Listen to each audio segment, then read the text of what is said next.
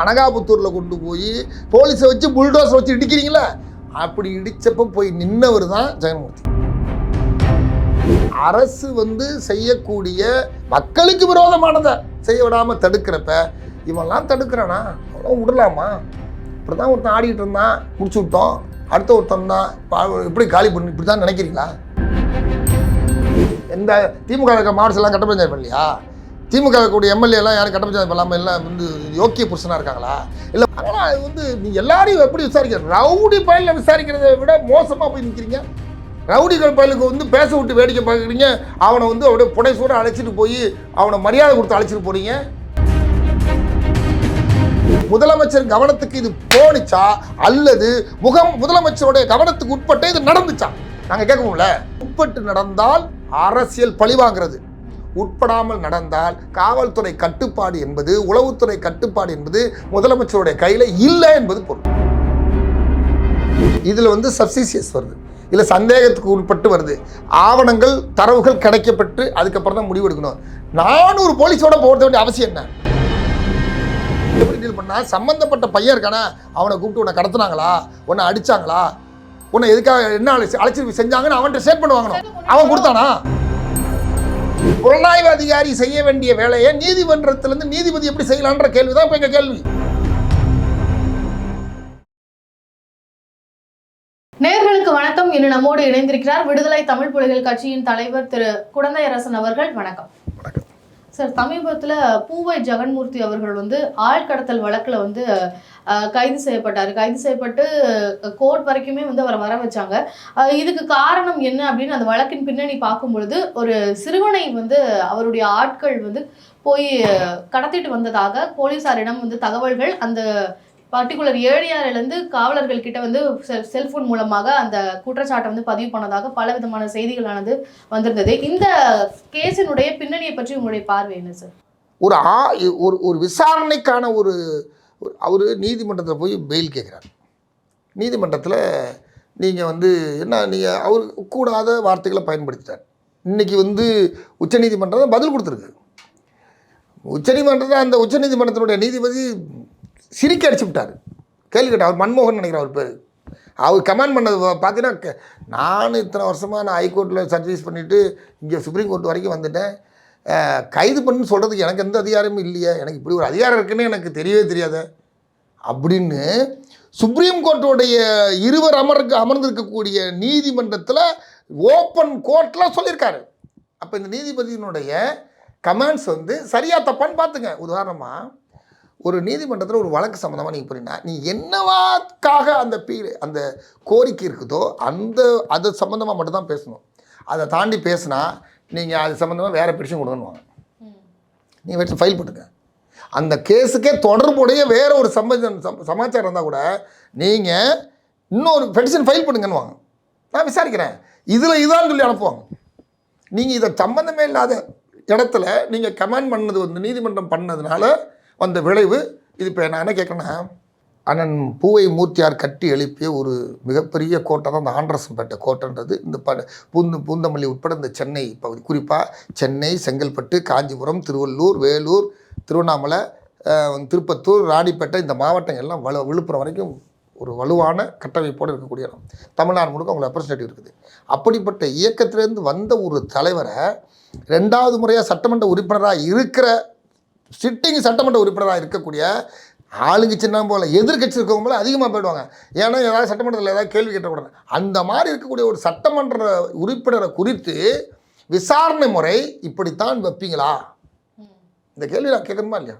இப்படி இதுக்கு வேற விளக்கங்களும் தராங்க சார். இப்போ இபிஎஸ் அவர்கள் தொடர்ந்து சட்ட ஒழுங்கு சரியில்லை அப்படின்ற மாதிரியான ஒரு குற்றச்சாட்டை வச்சுட்டே இருக்கிறாரு அப்படின்ற அடிப்படையில் இப்போ திமுக ஆட்சியில ஒரு அதிமுகவினுடைய எம்எல்ஏ இந்த மாதிரியான ஒரு இதுல ஈடுபட்டுட்டாரு அப்படின்னு சொல்லி இந்த நெருக்கடியை இந்த மாதிரி திருப்பி விடுறதுக்காக தான் இந்த மாதிரியான நடவடிக்கைகளை எடுத்தாங்கன்னு சொல்றாங்களே. சரி, அப்பன்னா ஒரு கூடுதல் டிஜிபி குற்றம் செஞ்சாரு, அவருடைய போலீஸ் வாகனத்தில் போனாருன்றத அரசாங்கத்தை யார் பதில் சொல்லணும்?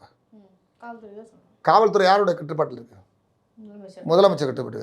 உள்துறை முதலமைச்சர் கட்டுப்பாட்டில் இருக்குது. அப்போ ஒரு முதலமைச்சருக்கு இழுக்கு ஏற்படுத்தக்கூடிய ஒரு கொள்கை முடிவா, அரசியல் முடிவா ஒரு ஒரு ஒரு ஒரு ஒரு இந்த இந்த இஷ்யூவில் வருதுன்னா, அப்போ ஒரு ஐஜி வந்து இந்த மாதிரி முடிவு எடுக்கிறாருன்னா, அப்போ யாருக்கு அவர் கட்டுப்படாமல் தானே இருக்கார் அர்த்தம். அப்போ ஐஜி தடி இடத்தவெல்லாம் தண்டாள்காரன்ற மாதிரி இங்கே இருக்கக்கூடிய போலீஸ் அதிகாரிகள்லாம் இஷ்டத்துக்கு நடந்துக்குவீங்களா? இஷ்டத்துக்கு நடந்துக்குவீங்களான்னு கேட்குறேன். உனக்கு மேலே கூடுதல் அதிகாரி கிட்டத்தட்ட அது ஒரு பெரிய விங், அது ஆர்ம்டு ஃபோர்ஸோடைய விங். அது அந்த விங்கில் இருக்கக்கூடிய ஒரு சுப்பீரியர் ஆஃபீஸரு, உனக்கு மேலே இருக்கக்கூடிய சுப்பீரியர் ஆஃபீஸருக்கு மேலே நடவடிக்கை எடுக்க டிஜிபிட்ட கேட்டியா? கேட்கணுமா இல்லைங்களா? கேட்கணுமா இல்லைங்களாங்க? நீங்கள் இந்த நிறுவனத்தில் இருக்கீங்க, இந்த நிறுவனத்தில் ஒரு பொசிஷனில் இருக்கீங்க, உங்களுக்கு மேலே 2-3 அடுக்கு இருக்குன்னா நீங்கள் சுப்பீரியர் கேட்காம ஒரு முடிவு எடுக்க முடியுமா? எடுக்கலாமா? அப்போ ஒரு ஐஜி வந்து தன்னை விட மேலே கூடுதல் அதிகாரமாக இருக்கக்கூடிய ஒருத்தருக்கு மேலே இந்த வந்து நீ இஷ்டத்துக்கு பண்ணுன்னா டிஜிபிட்ட கேட்டீங்களா? கூடுதல் டிஜிபின்னா போலீஸ் வந்து முதலமைச்சரோட கவனத்துக்கு கொண்டு போனீங்களா? அப்போ நான் என்ன கேள்வி கேட்கணும்னா, முதலமைச்சர் கவனத்துக்கு இது போனிச்சா அல்லது முதலமைச்சருடைய கவனத்துக்கு உட்பட்டு இது நடந்துச்சா? நாங்கள் கேட்கணும்ல. முதலமைச்சருடைய கவனத்துக்கு இது போனிச்சா அல்லது முதலமைச்சருடைய கவனத்துக்கு உட்பட்டு நடந்துச்சான்றப்ப, உட்பட்டு நடந்தால் அரசியல் பழிவாங்கிறது, உட்படாமல் நடந்தால் காவல்துறை கட்டுப்பாடு என்பது, உளவுத்துறை கட்டுப்பாடு என்பது முதலமைச்சருடைய கையில் இல்லை என்பது பொருள். அதை தான் கேட்குறேன். நீங்கள் எஃப்ஐஆர்லையும் கிடையாது, பெட்டிஷன்லையும் கிடையாது. அப்படி இருக்க நபரை எப்படி நீங்கள் போய் விசாரிக்கிறீங்க? எந்த அடிப்படையில் விசாரிக்கிறீங்க? அப்போ அதுக்குன்னு ஒரு மெத்தட் இருக்குல்ல. அதுக்கு என்ன பண்ணணும்? அந்த மாதிரி ஒரு குற்றச்சாட்டு இருந்தால் குற்றவாளிகளை விசாரிப்பதற்கான அந்த அழைப்பாணை, அந்த ஹியரிங் நோட்டீஸை போட்டு அவனை வர சொல்லி கூப்பிட்டு விசாரிக்கணும். அதான முறை. அதாவது ஸ்பாட்லேயே ஒருத்தர் வந்து ஒரு குற்றம் செய்கிறாரு, அது வந்து மெட்டீரியல் ஆகிடுது, அதுக்கப்புறம் வந்து நீதிமன்றத்தில் எஃப்ஐஆர் போட்டுறோம், அரெஸ்ட் பண்ணுறது வேறு. இதில் வந்து சப்சிஷியஸ் வருது, இல்லை சந்தேகத்துக்கு உட்பட்டு வருது, ஆவணங்கள் தரவுகள் கிடைக்கப்பட்டு அதுக்கப்புறம் தான் முடிவு எடுக்கணும். 400 போலீஸோட போக வேண்டிய அவசியம் என்ன சொல்லுங்கள்? நான் சொல்லட்டுமா? இப்போ நான் சொல்கிறேங்க, அனகாபுத்தூரில் கொண்டு போய் நீங்கள் புல்டோசரை வச்சு நோண்டி உத்தரப்பிரதேசத்தில் இருக்கக்கூடிய புல்டோசர் கலாச்சாரத்தை கொண்டு வந்து தமிழ்நாட்டில் இன்றைக்கு இப்போ சாதாரண ஏழை எளிய உழைக்கிற மக்கள், பாட்டாளி மக்கள் வசிக்கிற குடிசைகளை, கட்டடங்களை இடித்து நிறவுறீங்க. அங்கே இருக்கக்கூடிய ஜி ஸ்கொயரு, அங்கே இருக்கக்கூடிய வந்து இன்னும் காசாகிராண்டை வந்து எதிர்த்து உங்களால் கேட்க முடியல. அவன் வந்து அத்துமீறி வச்சுருக்கிறான், அவன் பணத்தை செலவு பண்ணிவிட்டு அவன் வந்து இந்த மக்களுக்கு எதிராக நிற்கிறான். அதை நடவடிக்கை எடுக்க முடியல. போலீஸை வச்சு புல்டோஸை வச்சு இடிக்கிறீங்களா? அப்படி இடித்தப்போ போய் நின்னவர் தான் ஜெகன்மூர்த்தி. தன்னுடைய லெட்டர் பேரில் புகார் கொடுக்குறாரு இந்த மக்களுக்காக. வடகாடு பிரச்சனை, வடகாடில் சாதாரண 20,000 பேர் வசிக்கிற இடத்துல, ஒரு 150 பேர் வசிக்கக்கூடிய இடத்துல வீட்டை பூந்து அடிக்கிறாங்க, வீட்டை கொளுத்துறாங்க, அட்ராசிட்டி நடக்குது. அந்த அட்ராசிட்டியை எதிர்த்து நேராக போய் புகார் கொடுக்குறாரு. வேங்கவயலுக்கு போகிறாரு, வேங்கவயல் சம்மந்தமாக அபிடேவிட் ஃபைல் பண்ணுறாரு, சட்டமன்றத்தில் எதிர்த்து கேட்குறாரு. அப்போ சும்மா விடுவீங்களா? அப்போ எங்களுக்கு என்ன கேள்வி கேட்குறாரு? நாங்கள் எங்கே கேட்குறோன்னா, எடப்பாடி சொல்கிறாரு, ஓபிஎஸ் சொல்கிறாரு சட்ட ஒழுங்கு பிரச்சனை இருக்குன்றதில்ல. சட்ட ஒழுங்கு பிரச்சனை இருக்குது, காவல்துறை சரியாக நடந்துக்கல அப்படின்னு எதிர்க்கட்சி சேர்ந்தவங்க சொன்னால், அந்த எதிர்க்கட்சி சேர்ந்து சொல்கிறவங்களுக்கு பதில் சொல்ல வேண்டிய காவல்துறையும் உளவுத்துறையும் இந்த உள்துறையை வைத்திருக்கக்கூடிய முதல்வர் வந்து எப்படி பதில் சொல்லணும்? அப்போ ஒரு ஐஜி எடுக்கலாமா முடிவு? அப்படின்னா என்ன அர்த்தம்னா, இங்கே காவல்துறை முதலமைச்சருடைய கட்டுப்பாட்டில் இல்லைன்னு அர்த்தம், அல்லது நாங்கள் வேறு இடத்துல சந்தேகப்படுறோம். சார், இப்போது நீதிமன்றத்தில், சிறப்பு நீதிமன்றத்தினுடைய நீதிபதி வந்து உங்களுக்கு 70,000 பேர் வாக்கு போட்டிருக்கிறாங்க. அப்படி இருக்கும்போது நீங்கள் ரெஸ்பான்சிபிளாக செயல்பட வேணாமா அப்படின்ற கேள்வியை வந்து பூவை ஜெகன்மூர்த்தி அவர்களை பார்த்து கேள்வி 70,000 ஓட்டு வித்தியாசத்தில் வெற்றி பெறுறாங்க. 70,000 மிக அதிகபட்சமான வாக்கு வித்தியாசத்தில் வெற்றி பெறாருல, இவ்வளோ பேர் ஓட்டு போட்டு வெற்றிருக்காங்களா? அந்த மக்களுக்கு தெரியாதா? ஒத்த நபராக நீதிமன்றத்தில் உட்காந்துக்கிட்டு நீங்கள் எப்படி ஒரு முடிவு எடுத்து அறிவிக்கிறீங்கன்ற கேள்வியை மக்கள் கேட்குறாங்க. நீதிமன்றங்கள் வைக்கிறதுனால தானே சார் இந்த கேள்விகள் எல்லாம் எழுப்பப்படுது. அது யார் விசாரணை? அப்போ நீங்கள் நீதிபதியாக இருங்க, எஸ்ஐ வேலையை பார்க்காதீங்க. இன்வெஸ்டிகேஷன் ஆஃபீஸர் உதவி ஆய்வாளர் தான், ஆய்வாளர் கூட கிடையாது. ஆய்வாளர் அதுக்கப்புறம் இன்ட்ரா பண்ணலாம். உதவி ஆய்வாளர் தான். நீங்கள் போய் நேரம் நீங்கள் பாருங்கள், இப்போயும் ஒரு எஃப்ஐஆர் வாங்கி பாருங்கள், அதில் வந்து உதவி ஆய்வாளர் தான் இருப்பாங்க, கையெழுத்து போட்டிருப்பாங்க. எஃப்ஐஆர் போட்ட பிறகு அதை வந்து இதெல்லாம் பார்த்தீங்கன்னா கீழே வந்து ரைட்டர் எழுதின பிறகு உதவி ஆய்வாளர் தான் கையெழுத்து போடுவார். ஆய்வாளர் தான் கிடையாது, ஆய்வாளர் அடுத்தது தான். அதனால தான் உதவியாளர் தான் கள ஆய்வாளர், அவர் தான் இன்வெஸ்டிகேஷன் ஆஃபீஸர், புலனாய்வு அதிகாரி. புலனாய்வு அதிகாரி செய்ய வேண்டிய வேலையை நீதிமன்றத்திலேருந்து நீதிபதி எப்படி செய்யலான்ற கேள்வி தான் இப்போ எங்கள் கேள்வி. கைது செய்ய சொன்னார், ஆனால் அவர் கைது பண்ணல. 24 மணி வச்சுட்டு அனுப்பிச்சிட்டாங்க. டிவியில் அப்படி சொன்னாங்க. அதுக்கப்புறம் தான் அரசு தலையிடுது. ஐயோ கூடுதல் டிஜிபி எல்லாம் கைது பண்ணோம்னா சிட்ட சிக்கல் வந்துருன்னு சொல்லிட்டு அதுக்கப்புறம் முடிவு பண்ணி வீட்டுக்கு அனுப்பிச்சிட்டு இப்போ சஸ்பெண்ட் மட்டும் பண்ணிடுறாங்க. அதுவும் எப்படின்னா உச்சநீதிமன்றத்தில் இப்போ கேட்டதுக்கு இப்போ அந்த வழக்கை வந்து இப்போ இந்த விஷயத்தை இப்போ ஏடிஜிபி எல்லாம் ரிலீஸ் பண்ற சொல்றாங்க அப்படின்னா சஸ்பெண்ட் மட்டும் பண்ண சொல்றாங்கன்னா அப்போ தமிழக அரசுக்கு நீதிமன்றம் சொன்னதுனால செய்ய வேண்டிய நிர்பந்தத்துக்கு ஆளாகிறாங்க. ஆனால் இங்கே இன்னொரு விஷயத்தை பார்க்கணும். இங்கே அஸ்ரா கார்க்குன்றவர் வந்து ஐஜியாக இருக்கார், வடமண்டல ஐஜி. இவர் வந்து ஏற்கனவே தருமபுரியில் வந்து இளவரசன் காதல் விஷயம் நடந்தப்போ அதுக்கு பிறகு வந்து எஸ்பி அவர் போட்டாங்கன்னு நினைக்கிறேன். அப்போ அவர் எஸ்பியாக இருக்கப்போ அப்போ டிஐஜியாவோ ஐஜியாவோ இவர் கூடுதல் டிஜிபி ஜெயராமன் இருக்கிறாரு. அவங்களுக்குள்ள ஏற்கனவே முற்றல் மோதல் இருந்ததா இப்போ தகவல் வருது. அதனால் என்னடா அது அப்படின்ற ஒரு ரெண்டாவது இங்கே வந்து இன்னொரு விஷயத்தை பார்க்கணும். தமிழ் மொழி பேசக்கூடிய தாய்மொழியாக கொண்டக்கூடிய அதிகாரிகளை ஒரு இரண்டாம் தர குடிமக்களை இங்கே இருந்துக்கிட்டு பார்க்கறக்கூடிய நிலைமை வடநாட்டிலேருந்து வந்த அதிகாரிகளுக்கு இருக்குது. வடநாட்டிலேருந்து வந்த அதிகாரிகளுக்கு வடநாட்டிலேருந்து வந்திருக்கு வடநாட்டு அதிகாரிகள் தமிழ்நாட்டை சேராத கேரளாவாக இருந்தாலும் சரி, கர்நாடகாவாக இருந்தாலும் சரி, ஆந்திராவாக இருந்தாலும் சரி, வேறு பிற மாநிலத்தை சேர்ந்த எந்த அதிகாரியாக இருந்தாலும் இங்கே மோசமான ஒரு ஒரு என்ன சொல்கிறது, தமிழ்நாட்டு மக்கள் மீது அக்கறை இல்லாமல் நடந்து கொள்ள கூட பெரும்பான்மையாக இருக்கிறாங்க.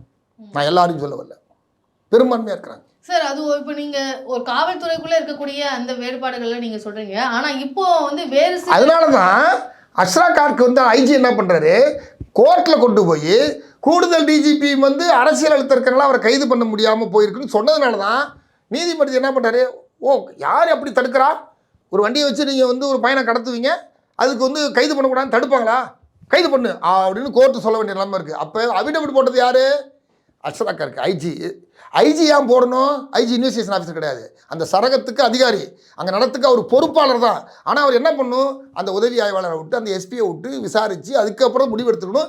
அதுவும் கூடுதல் டிஜிபின்னு ஒருத்தர் வந்திருந்தா இது வந்து ஒரு டிபார்ட்மெண்ட்டில் ஹையர் ஆஃபீஸர் சம்மந்தப்பட்டதாக இருக்கிறதுனால, அதுவும் காவல்துறை சம்மந்தப்பட்டதாக இருக்கிறதுனால, அதுவும் முதலமைச்சருடைய கட்டுப்பாட்டில் இருக்கக்கூடிய ஒரு துறையை சேர்ந்ததாக இருக்கிறதுனால டிஜிபிக்கு சொல்லியிருக்கணும். டிஜிபி வந்து முதல்வருக்கு சொல்லி தான் இந்த மாதிரி ஒரு இஷ்யூவில் வந்து நம்ம ஆஃபீஸரை தலையிட்டிருக்காரு, என்ன செய்யுதுன்னு கேட்டு நடவடிக்கை எடுக்கணும். ஒருவேளை ஒரு தவறே செஞ்சாலும் இத்தனை ப்ராசஸ் இருக்குது. அப்போ ஏன் ப்ராசஸ்னா நீங்கள் அவசரப்பட்டு செய்கிறீங்கன்னா எல்லாருக்கும் இந்த நடவடிக்கை எடுப்பீங்களா? இங்கே பண்ணாத கட்டமைச்சு பண்ணாத அதிகாரி இருக்காங்களா? போலீஸ் எல்லாம் யோக்கியமாக இருக்காங்களா? எல்லாம் அக்மாருக்கு பிராண்ட் ஆயிடலாம். எல்லாம் வந்து காந்தி உத்தம புத்தகம் இயேசுவை பின்பற்றிட்டு இருக்கு, எந்த அப்படியே நேர்மையாக நீதியோடு இருக்கக்கூடிய அதிகாரி இருக்காங்களா? நடவடிக்கை எடுக்கிறதுக்கான வழின்னு இருக்குல்ல, வழிமுறை இருக்குல்ல, அதை ப்ராசஸ் பண்ணுங்க. அதை ப்ராசஸ் பண்ணு. தவறு இருக்கா இல்லையா, அவருடைய வாகனத்தை அனுப்பியிருக்கிறாரு, அதுவும் பணி நீக்கம் செய்யப்பட்ட ஒரு மகேஸ்வரின்ற அவங்க கேட்டதுனால அனுப்பியிருக்கிறாரு. அந்த வண்டியில தான் சிறுவன் அது வந்து எனக்கு அது டிபார்ட்மெண்ட்டை அது மாதிரி ஒருத்தருக்கு ஒரு அதிகாரிக்கு ஒதுக்கப்பட்ட வாகனத்தை கொடுக்கலாமா கூடாதான்னா அது துறை ரீதியாக நடவடிக்கை எடுக்க வேணும், விசாரிக்க வேண்டும். அப்போ இந்த நடவடிக்கை தானே எடுத்திருக்காங்க, அப்போ அதுல என்ன தவறு இருக்கு? கடத்தினதுக்கும் வண்டி கொடுத்ததுக்கும் ரெண்டு வித்தியாசம் இருக்கு. வண்டி கொடுத்ததும் கடத்துறது வந்து தெரிஞ்சு கடத்துறதுக்குன்னு தெரிஞ்சு வண்டி கொடுத்தா, என் வண்டி இருக்கு, என் வண்டியை கடத்துறதுக்குன்னு தெரிஞ்சு கொடுத்தா பரவாயில்ல. நான் சாவி வச்சுட்டு போகிறேன், என் டிரைவர் எடுத்துகிட்டு போயிட்டு வரான்னு வச்சுக்கலாம், அவன் அடுத்து யூஸ் பண்ணிட்டு போகிறானா, ரெண்டும் ஒன்றாவது. எஸ்ஐ வந்து செந்தில் அப்படின்றவர் வந்து ஏடிஜிபி சொன்னதுனால தான் வண்டி எடுத்துட்டு போனேன்றதும் அவரும் சொல்லியிருக்கிறாரு. அப்போ அது எப்படி? சரி, ரெண்டாவது அந்த அம்மா வந்து நான் முத நாள் வந்து என்ன தம்பியை பையனை கூப்பிட்டாங்க, நான் புகார் சொன்னேன், அதுக்கப்புறம் எங்களுக்கு எந்த டிஸ்டர்பன்ஸ் இல்லைங்க, அவங்க கொண்டு உடனே விட்டுட்டாங்க அப்படின்னா அதை எப்படி விசாரிப்பீங்க? பையன் காணாமல் போய் கிடைக்காம இருந்தால் எடுக்க வேண்டிய நடவடிக்கை அது. ஒரு பொண்ணை கடத்திட்டான், ஒரு பையனை கடத்திட்டான், ஒரு குழந்தைய கடத்திட்டாங்க அப்படின்னா உடனே ஒரு சிறப்பு டீம் அமைப்பாங்க. அவங்க உடனே 8 டீம் 6 டீம் அமைப்பாங்க. அவங்க தலைமை அவங்க எல்லாம் கேர் பண்ணுவாங்க, அவங்க வந்து ஃபாலோ பண்ணுவாங்க, அது வந்து செல்லு டவர் எல்லாம் சேஸ் பண்ணுவாங்க. இப்படி தான் நடக்கும். இதில் வந்து அடுத்த 1 மணி நேரத்தில் அது புகார் ஆகிருக்கு, விசாரிக்கணும், அது அப்படி வந்து விட்டுட்டாங்கன்னு வச்சுங்களேன். விட்ட வழக்கை எப்படி டீல் பண்ணணும்? அப்போ எப்படி டீல் பண்ணணும்னா அப்போ எப்படி டீல் பண்ணா, சம்மந்தப்பட்ட பையன் இருக்கானே அவனை கூப்பிட்டு உன்னை கடத்தினாங்களா, உன்னை அடித்தாங்களா, உன்னை எதுக்காக என்ன அழைச்சி செஞ்சாங்கன்னு அவன்கிட்ட ஸ்டேட் பண்ணுவாங்க. அவன் கொடுத்தானா? இல்ல சார், நான் என்ன கேக்குறேன், பாதியிலே வந்து விட்டல் ரீதியாக அப்ப எப்படி இந்த வழக்கு, அந்த வழக்கை எப்படி டீல் பண்ணுவீங்க? இல்ல கூப்பிடுறது அப்படினா எதுக்காக இவங்க அந்த வழக்கு, அதை தான் சொல்றேன். அப்புறம் எதுக்கு இவங்க கம்ப்ளைன்ட்? அப்ப போலீஸுக்குள்ள இருக்கக்கூடிய முரண்பாடு அல்லது ஒரு பட்டியல் சமூக தலைவர் தலையிட்டு இருக்காருன்னு சொல்லி அவரை எப்படியாவது ஒழிச்சு கட்டுறதுக்காக எல்லாரும் சேர்த்துட்டு இந்த வழக்கை கையில் எடுக்கிறீங்களா? இன்னும் சொல்ல போனா 1000 கோடி ரூபா உலக வங்கியின் சாயல வந்து ஒரு கழிவு நீர் சுத்தரிக்கிற ஒரு இது வந்து வந்திருக்கு அந்த பூந்தமல்லி பக்கத்தில். இது மாதிரி அரசாங்கத்தினுடைய திட்டங்கள் 1 2 3 திட்டங்கள் வந்திருக்கு, எல்லாம் முக்கியமான திட்டம். இந்த திட்டங்கள் வந்து பட்டியல் சமூக மக்கள் வசிக்கக்கூடிய பகுதியிலே கொண்டு நிறுவுறாங்க. அதை வைக்கக்கூடாதுன்னு போய் போராடுறாங்க. அது அண்ணன் திருமாவளவன் போயிருக்கிறாரு, இவர் போயிருக்காரு, இன்னும் ஏனைய தலைவர்லாம் போயிருக்காங்க, குரல் கொடுத்துருக்காங்க. அதில் ஒரு வலுவாக நின்று அந்த மக்களுக்காக பேசியிருக்காரு. அந்த ப்ராஜெக்ட் இப்போ வரல. அதில் சும்மா கடைசி ஒரு கமிஷன்னா கூட ஒரு 10%னா கூட 1000 கோடி 100 கோடி ரூபா பர்சன்ட் வந்து விகிதாச்சாரத்தில் அடிப்படையில் ஒரு கமிஷன் கிடச்சிருக்கும். அப்போ ஒரு 1300 கோடி ரூபா 1400 கோடி ரூபா 10% வச்சுட்டா கூட 1130 கோடி ரூபா கமிஷன் கிடைக்கிற ஒரு ப்ராஜெக்ட் போயிடுச்சுன்னா என்னடா அது? இவங்க உட்காந்துக்கிட்டு மக்கள்னு சொல்லிட்டு மக்கள் எந்த இதுவும் பண்ண விடாமல் இவங்க வந்து நம்மளை சம்பாதிக்க விட மாட்டாங்கன்னா அப்போ எங்களுக்கு சந்தேகம் வருதுல்ல. சார் இப்போ இவங்க வந்து இந்த மாதிரியான அரசாங்கத்துக்கு எதிராகவோ இல்லை இந்த மாதிரி பிஸ்னஸ் பண்ணுறதுக்காக மக்களுடைய இடத்தை வந்து ஆக்கிரமிக்கிறாங்கன்னு சொல்லி குரல் கொடுக்குற காரணத்தினால இந்த மாதிரி விஷயத்துல மாட்டாங்கன்னு சொல்றீங்களா? இப்போ நாங்கள் என்ன நினைக்கிறோன்னா, விசாரணைக்கென்று ஒரு முறை இருக்கிறப்ப அந்த முறையை பின்பற்றாமல் இப்படி காவல்துறை நடந்துக்குச்சு அப்படின்னா, அதில் ஒரு ஐஜி இன்டென்ஷன் நடந்துக்குன்னா அந்த ஐஜிக்கு இப்படி பண்ணுன்னு தூண்டுனது யார், வழிகாட்டினது யார், ஆலோசனை சொன்னது? அப்போ நான் இப்போ இந்த மாதிரி ப்ராஜெக்ட்லாம் பண்ணலன்னா அப்போ யாரா இருப்பா? அப்போ முதலமைச்சருக்கு தெரியல அப்படின்னு வந்தால், இவ்வளோ நேரம் கழித்து டிஜிபிக்கு வரைக்கும் தெரியல அப்படின்னா, உளவுத்துறை ஏடிஜிபிக்கு தெரில, சட்ட ஒழுங்கு ஏடிஜிபிக்கு தெரில, இதெல்லாம் தாண்டி ஒரு ஐஜி மட்டும் தனிப்பட்ட முடிவு எடுக்கிறான்னா அந்த ஐஜிக்கு இன்ஸ்ட்ரக்ஷன் யாரும் கொடுத்துருக்காங்களான்னு வருது இல்லை இப்போ கேள்வி. அரசுக்கு அதாங்க, அரசு வந்து செய்யக்கூடிய வேலைகளை செய்ய விடாமல் தடுக்கிறப்ப, அது செய்ய விடாமல் தடுக்கிறல, மக்களுக்கு விரோதமானதை செய்ய விடாமல் தடுக்கிறப்ப இவெல்லாம் தடுக்கிறானா? அவ்வளோ விடலாமா? இப்படி தான் ஒருத்தன் ஆடிக்கிட்டு இருந்தான், முடிச்சு விட்டோம். அடுத்த ஒருத்தன் தான் எப்படி காலி பண்ணு, இப்படி தான் நினைக்கிறீங்களா? ஆனால் இப்போ பூவை ஜெகன்மூர்த்தி அவர்கள் வந்து சொல்லக்கூடியது என்னன்னா, திமுக கூட்டணியில் வந்து என்னை வர சொல்லி எனக்கு நிறைய நெருக்கடி வந்தது, ஆனால் நான் வந்து அதில் போகல, அதனால தான் என் காழ்ப்புணர்ச்சியில் இந்த மாதிரியான நடவடிக்கை என் மேலே எடுத்திருக்காங்கன்னு சொல்லியிருக்காரு. இருக்கலாம். இன்றைக்கி ஏன்னா திமுக வந்து எல்லா கட்சியும் அணைச்சி அரவணைச்சி இழுத்து வச்சு பண்ணணும்னு நினச்சிட்டு இருக்கலாம். ஆனால் எனக்கு அப்படி ஒரு கருத்து எனக்கு வந்து உண்மையாக இல்லை எப்படி இருக்குன்னு எனக்கு தெரியல. ஏன்னா அவர் ஏன் அப்படி சொல்லியிருக்கணும்னு நினைக்கிறீங்க? இல்லை, அங்கே வாங்கன்னு கூப்பிட்டுருக்கலாம். அது வந்து லோக்கலில் இருக்கவங்க. அவர் வந்து சட்டமன்ற உறுப்பினராக இருக்கிறது வேலூர் மாவட்டத்தில் கேவிக்குப்போம். இவருக்கு அரசியல் இருக்கிறது வந்து இப்போ இருக்குது திருவள்ளூர் மாவட்டம், வீடு இருக்குது திருவள்ளூர் மாவட்டம், கட்சி அலுவலகம் இருக்கிறது நந்தனம் பக்கத்தில் இங்கே ஒரு அலுவலகம் இருக்குது, அது சென்னை மாவட்டம். அவர் கட்சி இருக்கிறது ஒரு 10 மாவட்டம் வலுவாக இருக்கிறது. இதை தாண்டி தமிழ்நாடு முழுக்க தொடர்பு இருக்குது. இப்படி ஒரு பிஜேபி இந்த மாதிரிலாம் இருக்கிறது அதிமுக கூட்டணி மத்தியில் இப்படி இன்னொருத்தர் இருந்தால் இன்னொரு, ஏன்னா ஒரு 50-60 ஓட்டுலேருந்து 5000 ஓட்டு வரைக்கும் 36 இடங்களும் வெற்றி வாய்ப்பு முன்ன பண்ண இருக்குது. அப்போ ஒவ்வொரு ஓட்டு முக்கியமாகுது. அப்போ ஒரு அண்ணன் ஜெகன்மூர்த்தி தலைமையில் ஒரு தொகுதிக்கு 2000 ஓட்டோ 5000 ஓட்டோ 10000 ஓட்டோ ட்ரான்ஸ்ஃபர் ஆகுதுன்னா, குறைஞ்சபட்சம் ஒரு 5000 ஓட்டுன்னா அந்த தொகுதியில் கணக்கு பண்ணிங்கன்னா 3% ஓட்டு ஆகுது. 3%, 3.5%, 2.5%. அப்போ 2%, 2.5% ஓட்டுன்றது வந்து வெற்றி வாய்ப்புக்கு ரொம்ப தேவையானதாக இருக்குது. அப்போ வட மாவட்டங்களில் மிக முக்கியமாக தேவைன்றப்ப வட மாவட்டத்தில் பட்டியல் சமூக மக்கள் வந்து இங்கேருந்து அதிமுகவுக்கு போனால் வெற்றி வாய்ப்பு பாதிக்கப்பட்டவங்கள கூப்பிட்டுருக்கலாம், இவர் போகாமல் இருக்கலாம். அது அரசியல் அணுகுமுறையில் எப்படி வேணாலும் வந்து நாளைக்கு வந்து சேருவாங்க, சேராமல் போவாங்க. அது ஏற்கனவே சட்டமன்ற உறுப்பினராக நின்று வெற்றி பெற்றதே வந்து திமுக கூட்டணி தான். ஏன்னா நான் வந்து அந்த இதுக்குள்ளே நாங்கள் போகல, விரும்பலை. இது வந்து பட்டியல் சமூக மக்களுக்கே பாதுகாப்பு இல்லைன்ற இடத்துல பட்டியல் சமூக மக்களுக்காக உழைக்கிற தலைவர்களுக்கு பாதுகாப்பற்ற நிலை உருவாகக்கூடிய சூழல் இன்றைக்கு இந்த ஆட்சியில் வருதுன்னா எப்படி ஏற்றுக்க முடியும்? ஒரு கூடுதல் டிஜிபியவே நீதிமன்றத்தில் போய் அவருக்கு எதிராக அபிடவிட் தாக்கல் பண்ணுறீங்கன்னா ஆட்சி அதிகாரத்தில் இருக்கக்கூடியவர்கள் என்ன செய்து கொண்டிருக்கிறீர்கள் என்கிற கேள்வி வருது. உங்களுக்கு தெரிஞ்சு நடக்குதா, தெரியாமல் நடக்குதா? சார், இப்போ இந்த இடத்துல பொறுத்த வரைக்கும் ஆரம்ப கட்டமாக இந்த பிரச்சனைக்கு காரணம் வந்து முக்கியமாக அந்த 2 பேருக்கு வந்து காதல் செஞ்சாங்க, அதை வந்து பிரித்து விடணுன்றதுனால தான் இந்த இவ்வளோ பிரச்சனை வந்ததாக வந்து சொல்லப்படுது. அப்படி இருக்கும்போது அந்த பையன் வந்து தலித் அப்படின்ற மாதிரி சொல்கிறாங்க, அவங்களை பிரித்து விடுறதுக்காக தான் வந்து இவங்க கிட்ட வந்ததாக இப்படியெல்லாம் சில நெரட்டிவ்ஸ் இருக்குது. அது எந்த அளவுக்கு உண்மை? இல்லை, அந்த பையன் தலித், அந்த பையன் ஆசாரி பையன். அந்த பொண்ணுடைய சமூகம் வந்து நாயக்கர்னு நினைக்கிறேன். ரெண்டுமே வேறு சமூகம். அவங்களுக்கு பேசினவர் வந்து ஒருத்தர் நாடார், ஒருத்தர் தேவர். இப்போ ஓபிஎஸ் பேர் அடிப்படுது. ஓபிஎஸ் அவர் வந்து மறவர் நினைக்கிறேன், தேவர் வந்ததில்லை. அடுத்தது இன்னொருத்தர் அதிகாரி வந்து நாடார். இப்போ ஒவ்வொருத்தரும் வேறு வேறு காசு. இப்போ அவங்களுக்கு அதெல்லாம் கிடையாது. அவர் ஒரு பெரிய பிக்ஷாட்டு பணம் பொருளக்கூடிய நபராக இருக்கிறதுனால, அவருக்கு செல்வாக்கு இருக்கிறதுனால, பல பண்ணைகள் தேங்காய் பண்ணை பண்ணையோட தொடர்பு இருக்கிறதுனால அது அடிப்படையில் மெனக்கிட்டு இருக்கலாம், போயிருக்கலாம். அவர் சொன்னது என்னன்னு யாருக்கு தெரியாது. என் பொண்ணுக்கு 17 வயசாக இருக்குன்னா இப்போ என்கிட்டே இப்போ சொன்ன 17 வயசு கல்யாணம் பண்ணக்கூடாதுங்க, சட்டப்படி தப்புங்க. எவ்வளோங்க வாங்க போய் தூக்கிட்டு வருவோம், வாங்க போய் அழைச்சிட்டு வருவோம், நான் வாங்க நடவடிக்கை எடுப்போம், அப்படி தான் சொல்லுவாங்க. உன் வீட்டு பிள்ளையை காப்பாற்றி கொண்டு தரேன் தான் சொல்லுவாங்க. நாளைக்கு என் வீட்டு பிள்ளையா இது நடந்தாலும் இதான் நான் செய்வேன். அதனால இந்த பதட்டத்தில் போய் சொன்னது, அவர் சொன்னது என்ன உண்மை பொய்ன்னு அவருக்கு தான் தெரியும். இவங்க வந்து சொன்னதை வச்சுக்கிட்டு ஒரு போய் உடனே அடிச்சு கூட போட்டு பிரித்து எடுத்துட்டு வா, ஆளை தூக்கிட்டு வா. ஒரு தலைவர், ஒரு எம்எல்ஏவாக இருக்கக்கூடியவருக்கு இந்த மாதிரியான ஒரு நடவடிக்கை எடுத்திருக்க கூடாதுன்றதா உங்களுடைய பார்வை கரெக்டா? எம்எல்ஏவா இருக்கிறவர் மீது குற்றச்சாட்டு வந்தா அந்த குற்றச்சாட்டின் அடிப்படையில் விசாரிக்கிற முறையே நீங்க தப்புன்னு சொல்லுங்க. எம்பிக்கு விசாரிக்கிற, எம்எல்ஏக்கு விசாரிக்கிற ஒரு முறை பூந்தமல்லியில் கோர்ட் இருந்துச்சு, தனியாக சிறப்பு நீதிமன்றம். அதுக்கப்புறம் இப்போ சென்னையுடைய ஆட்சியர் அலுவலகம் இருக்குல்ல, மாவட்ட ஆட்சியர், அதுக்கு அலுவலகத்துக்கு பின்னாடி தான் சிறப்பு நீதிமன்றம் இருக்குது. இதுக்குன்னு தனியாக ஜட்ஜி இருக்காரு, இதுக்குன்னு தனியாக விசாரணை இருக்கணும். ஒரு எம்எல்ஏ ஊழல் செஞ்சுட்டான்னு வச்சுங்களேன், அங்கே எல்லா கோர்ட்டும் விசாரிக்காது, அதுக்குன்னு தனி கோர்ட் இருக்குது. அதுக்கு பெயில் எடுக்குது அங்கே தான் போகணும், விசாரணைக்கு அங்கே தான் போகணும். அந்த வழக்கு எஃப்ஐஆர் போட்டோடனே அந்த வழக்கு அங்கே எங்கே பண்ணுவாங்க, அங்கே ட்ரான்ஸ்ஃபர் ஆகிடும். அப்போ இந்த வெடிகுண்டு வழக்கு சிறப்பு நீதிமன்றம் விசாரிக்கக்கூடிய அதிலே தான் இந்த எம்எல்ஏவுக்கும் எம்பிகளுக்குமான வழக்கை விசாரிக்கக்கூடிய இடமா இருக்குது.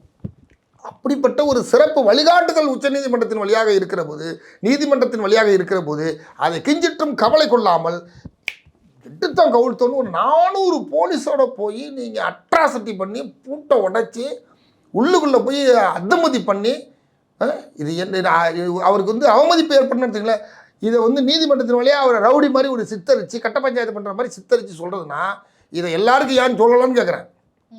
எந்த திமுக இருக்க மாவட்டம்லாம் கட்ட பஞ்சாயத்து பண்ணலையா? திமுக இருக்கக்கூடிய எம்எல்ஏலாம் யாரும் கட்ட பஞ்சாயத்து பண்ணாமல் எல்லாம் வந்து யோக்கிய புருஷனாக இருக்காங்களா? இல்லை முன்னாள் இருக்கக்கூடிய அதிமுக சேர்ந்த நிர்வாகிகளெல்லாம் மாவட்ட செயலாளர்ந்து எம்எல்ஏலேருந்து ஒன்றிய செயலாளர் வந்து இல்லை, உங்கள் வண்டவாளம் தான் எல்லாத்துலையும் தெரியுது, போடா வாடா மாணவனையே திட்டுற வரைக்கும் தெரியுதுல்ல, உங்கள் அதிகார தோரணை நடந்துக்கிறது, எல்லோரும் இப்படி தான் இருக்கீங்களான்னு கேட்குறேன். அதனால் அது வந்து நீ எல்லாரையும் எப்படி விசாரிக்கிற? ரவுடி பயிலில் விசாரிக்கிறத விட மோசமாக போய் நிற்கிறீங்க. ரவுடிகள் பயிலுக்கு வந்து பேச விட்டு வேடிக்கை பார்க்குறீங்க, அவனை வந்து அப்படியே புடைசூட அழைச்சிட்டு போய் அவனை மரியாதை கொடுத்து அழைச்சிட்டு போகிறீங்க. ஆனால் ஒரு எம்எல்ஏவாக இருக்கிறாரு, பட்டியல் சமூக தலைவராக இருக்கிறாரு, கிட்டத்தட்ட 2வது முறை சட்டமன்ற உறுப்பினராக இருக்கார். அவங்க அண்ணன் தலைவர் அண்ணன் மூர்த்தியார் வந்து எம்ஜிஆர் காலத்திலிருந்து எல்லாருக்கும் சிம்ம சொப்பனமாக விளங்கிய ஒரு தலைவர். அவருக்கு பிறகு கட்சியை காப்பாற்றி கொண்டு வந்து நிறுத்திருக்கக்கூடிய அவர் வந்து வீட்டில் இருந்திருந்தாரு அப்படின்னா அப்போவே வந்து காலையில் அவர் எங்கேயோ வெளில கிளம்பி போனவர் வந்து மதியம் 12:30 மணிக்கு மேலே வீட்டில் போய் சுற்றி வளைச்சிட்டு அது ஒரு மீடியா இதெல்லாம் பின்பக்கம் ஓடிவிட்டாருன்னு. இதெல்லாம் எவ்வளோ, அதாவது எதுக்குன்னா வன்மத்தை தீக்குறாங்க. இது சாதிய மனோநிலை. இது அதான் அம்பேத்கர் சொன்னார், சாதி தான் இந்த சமூகம் என்றால் வீசுங்காட்டில் விசம்பரம்ன்றதுனால இதெல்லாம் எப்படி போய் சொல்கிறதே தெரியல. அவ்வளோ மோசமான அணுகுமுறை. இது காவல்துறையிலும் இருக்குது, அரசியலாகவும் இருக்குது, சமூகத்திலும் இருக்குது, தமிழ்நாடு அரசு சார்பாகவும் இருக்குது, ஆளுங்கட்சி கூட்டணி நாளைக்கு எதிர்கட்சியில் இருக்கவங்க எல்லார்ட்டையும் இந்த மண்ணில் இருக்குது. இதுலேருந்து நாங்கள் எங்களை தற்காத்துக் கொள்வதற்கு தொடர்ந்து போராட வேண்டிய ஒரு நெருக்கடியான காலகட்டத்தை இந்த 21ஆம் நூற்றாண்டில் அனுபவிக்க வேண்டிய ஒரு கேவலமான சூழலை இன்றைக்கு நாங்கள் வந்து எதிர்கொள்ள வேண்டியிருக்கு. இதெல்லாம் தொடர்ந்து ஜெகன்மூர்த்தி அவர்கள் வந்து அதிமுக கட்சியினுடைய தலைமையில தான் இப்போ எம்எல்ஏவாக இருந்துட்டு இருக்காரு. அந்த கட்சியினுடைய தலைமை இதுக்கு கண்டனம் தெரிவித்தோ இல்லை அந்த மாதிரி முதல் அறிக்கையை எடப்பாடி தான் விட்டார். 2வது அவருடைய மகள் வந்து பாரிஸ்டர் படிப்பு மாதிரி வெளிநாட்டில் வந்து வழக்கறிஞர் படிச்சிருக்காங்க. அந்த பொண்ணு தான் நேரடியாக வந்து நீதிமன்றத்துக்கு முதல்ல போய் அப்டேட்லாம் தாக்கல் பண்ணி கூட போணுச்சு. அப்புறம் அதிமுக சைட்லேருந்து அதுக்கான ஆமாம் முதல்ல பண்ணாங்க. சப்போர்ட்ன்றதை விட நியாயத்தை வந்து பேசுகிறாங்க. உடனே முதல் அறிக்கை அவர் தான் கொடுத்தார். இன்னும் எனக்கு தெரிஞ்ச வகையில் ஒருவேளை ஓபிஎஸ் இவருக்கு ஃபோன் பண்ணான்னு எடப்பாடி தெரிஞ்சிருந்துச்சுன்னா அறிக்கை கூட வந்திருக்குமா எனக்கு தெரியல. ஆனால் எது எப்படியோ எடப்பாடி வந்து அறிக்கை கொடுத்தாரு. திரும்ப இவர் போய் பார்த்து ஒரு தேங்க்ஸ் பண்ணுறது நான் அறிக்கை போட்டிருக்கோம். இது மாதிரி பலர் வந்து போட்டிருக்காங்க. இன்னும் அவங்க கட்சி சார்பாக ஒரு வெளிப்படையான ஒரு அறிக்கையை வந்து போட்டாங்கன்னா தான் மற்றவங்க அது சம்மந்தமாக பேச நேரிடும். நாங்கள் அவரை காப்பாற்ற நிற்கிறோம். ஏன்னா ஒரு தலைவரை எங்களால் இழக்க முடியாது. எங்களுக்கு பாதுகாப்பு கேடயமாக இந்த சென்னை ஒட்டியிருக்கக்கூடிய மக்களுக்கான ஒரு வலுவான தலைவராக இருக்கிறார். அப்படி இருக்கிறப்ப அவரை நாங்கள் இழக்க முடியாது. அதனால் அவரை பாதுகாக்க வேண்டியது எங்களுடைய கடமை, அரசின் கடமை, காவல்துறையின் கடமை. அதை சுட்டி காட்டுவதுக்கு தான் உங்கள் ஊடகத்தின் வழியாக இன்றைக்கு அரசுக்கு இதை கொண்டு போய் சேர்க்க விரும்புகிறோம். ஓகே சார், இன்றைக்கு பூவை ஜெகன்மூர்த்தி அவர்கள் மேலே போடப்பட்டுள்ள வழக்கு, அந்த வழக்கின் பின்னணி என்ன, அந்த வழக்குக்கான காரணம் என்ன அப்படின்னு சொல்லி உங்களுடைய பாணியிலிருந்து பல விஷயங்கள் எங்ககிட்ட தெரிவித்ததுக்கு மிக்க நன்றி.